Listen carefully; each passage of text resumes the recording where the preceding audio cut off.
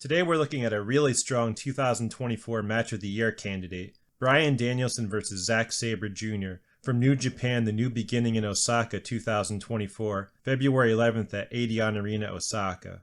Zack was really determined here, perhaps making one last bid at getting New Japan to finally recognize his greatness by building around him now that Will Ospreay has finished up, Kazuchika Okada is slithering away without putting anyone over, having not lost a singles match since the G1 final on August 13th, 2023, and the remaining few stars are old and broken.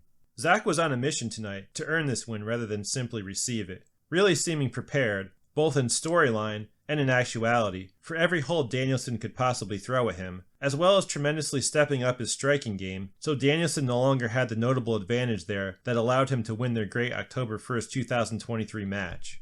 This was easily their best match so far, in literally every possible way except the finish. I've already detailed their 3 previous matches in this earlier video, so you might want to watch that video first. I was a bit suspect when I saw that New Japan had predictably added almost 10 minutes to the length, going up to 32:46 from the 23:12 of their AEW WrestleDream encounter. All the usual criticisms of the BS Road Epic don't apply to this match though. This was a wholly engrossing, intense struggle from start to finish, where their movements, counters, and emotions felt realistic and genuine. Everything they did, no matter how big or important the movement, no matter how early or late in the match, was done with purpose and conviction. They didn't waste any time, do anything that felt like resting or stalling, or take any shortcuts in the performance of the holds or the pacing of the match. The match shockingly felt short because they did such an amazing job with the early portion that actually striking, doing a couple of high spots, and a few near finishes almost felt like a cheat, even though the striking had so much more impact and intensity than anything we've seen from them before. They really just upped the ante on everything they were doing, so it felt like they were pulling out all the stops for the biggest match of their careers, even though nothing was actually on the line beyond theoretical ownership of the best technical wrestler in the world moniker. And we know that and their 30 pounds will secure them the cheapest seat at Wembley Stadium for All In London 2024. It's really difficult to achieve, much less sustain such a high-stakes feel throughout such a long match. Having seen the match time beforehand, I was actually dreading that their brilliance was coming to its conclusion, rather than my typical reaction to Gedo New Japan of being happy to have managed to survive 30 minutes of nothing, so I'd finally get 5 minutes of their same old big moves. Rather than causing the audience to yawn at their latest inaction, in order to stretch a few minutes of actual action into something epic in length only, Danielson and Sabre were not only able to work their entire fully developed match that was brimming with intricacies and useful tactics at essentially the same A+ level, but do so in a manner that kept you anticipating their next action while admiring the current one. This was not a simple match, but they developed simple stories of equality and one-upsmanship in ever more elaborate manners. It was both more fluid and more violent than their previous matches, which is a difficult line to straddle, but they had to keep escalating things just to gain simple, momentary advantages. Both were very stubborn in their desire to win technically at all costs, and there was a form of parody in this. They didn't do anything for the sake of it, so when they introduced a suplex, a jumping attack, or a near fall, it felt out of the ordinary and special, perhaps also a bit out of place in both the good and bad sense. The flowing early portion was the most World of Sport oriented of the match, building intensity through their loose, fluid movements for the lockups and the athletic explosions into takedowns or submission attempts. It was a much more realistic 21st century take on the style without obvious cooperation. Though I am more awed by the pure, off-the-charts athleticism of Johnny Saint versus Steve Gray, their gymnastic tumbling-oriented variation of the style is far closer to polite lucha libre ballet, while Danielson and Sabre opted for an ill-intent brand of technical wrestling that was less showy but much more impactful. The consistent tone of this match, where they were totally zoned in, refusing to even break eye contact early on, was important because one can envision some of the things they did, such as dropping to the ground simultaneously, being a comedy spot in Michinoku Pro. There were very few instances where they got cute, but Danielson twisting out of the British surfboard and putting Sabre in one of his own, only to have Sabre escape by bridging and sneaking through Danielson's legs, was part of the game of one-upsmanship rather than clowning. The first key spot saw Danielson counter a standing guillotine with an arm whip, with Zack injuring his left knee rolling through into the ropes. This began the first series of Control, with Danielson working over the leg. It was also the start of the Battle of Wills, as Danielson tried to get Zack to grab for the rope so he could take the arm for the Romero special. But Zack continually refused to make any necessary or unnecessary movement that might give Danielson an opening. Danielson thus opted towards impact rather than forcing the submission, jumping on the knees. When Danielson went back to the Romero special, he opened up Zack by attacking the nose, then used kidney punches to force Sabre to surrender his arms. Again, calculated impact, serving the submission wrestling rather than diverting from it. Their roles were reversed this time, since the crowd largely roots for the wrestler of the home promotion, but again, it didn't really matter. There was no posing or stalling to pad the time in either match. Tonight, Danielson being the heel just meant that he was mercilessly attacking Zack's knee, choosing his easiest potential path to victory without remorse. Danielson countered the first magic screw, but Zack hurt his neck with it out of a series of snapmares, and began to turn things back into his favor. Both men displayed fantastic counter games, and that's the primary factor that allowed the match to succeed as an equal battle between technical masters. They sold their injuries, but for the most part without particularly delaying the action, with Zack hopping around on one leg in a later lockup being one of the best examples of how they showed that their condition had changed, but at the same time, they had to keep fighting. Some people felt their WrestleDream match actually wasn't technical enough, as the grappling largely built up to having Danielson tactically shift to striking, since simply winning the match was more important to him than winning the moniker.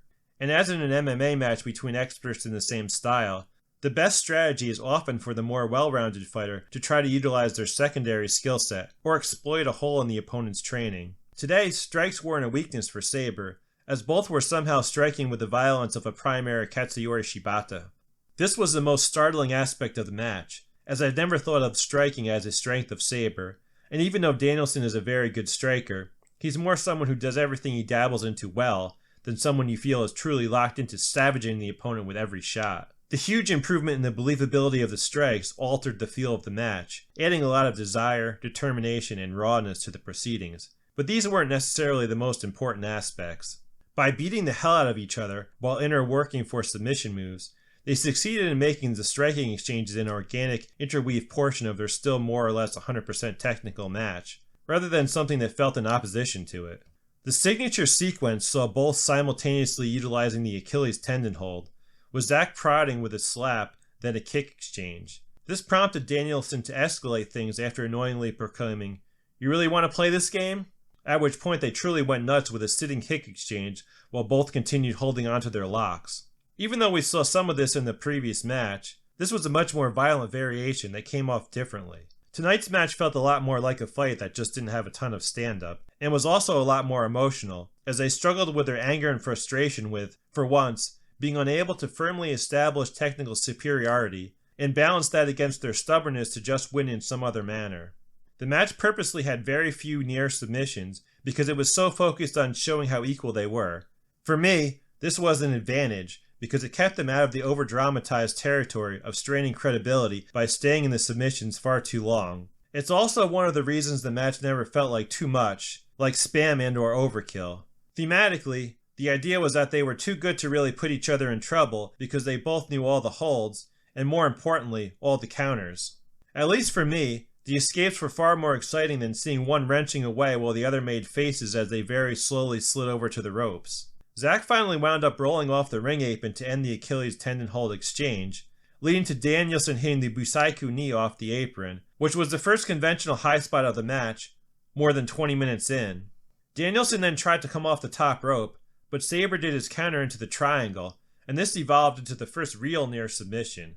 This is a difficult match to review in the sense that the aberrations stand out for being different, but they are also the more conventional things they would do in their regular match against an ordinary, less skilled opponent, rather than the intricacies that made this stand out as a technical classic.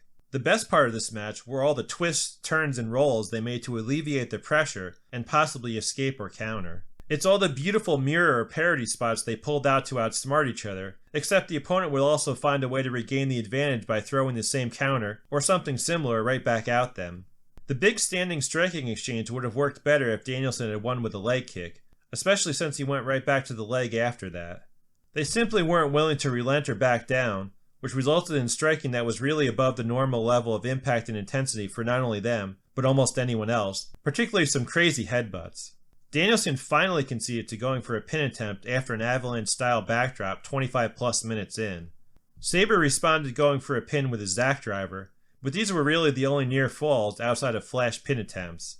The escalation continued, with Sabre countering a punch by dropping into a triangle, but Danielson nearly knocking him out with a series of elbows. Sabre's attempt at the O'Connor roll began an elegant series of counters that resulted in Sabre nearly getting a flash pin with a jackknife, which was a much better sequence of the same type than the actual finish.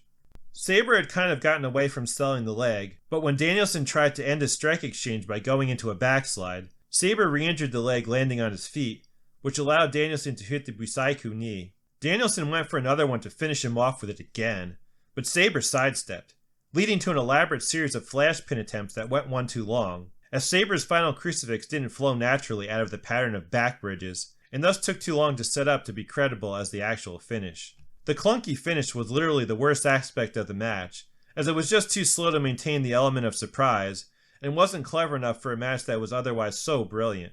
While Danielson's knockout win in October was much more convincing than Sabre simply getting one over on Danielson, a flash pin still made sense in the grand scheme of things, as technical supremacy again remained elusive. Hence nothing has really been settled. Danielson first followed in Sabre's footsteps in refusing the post-match handshake, but then walked back over to him and gave him the credit he deserved.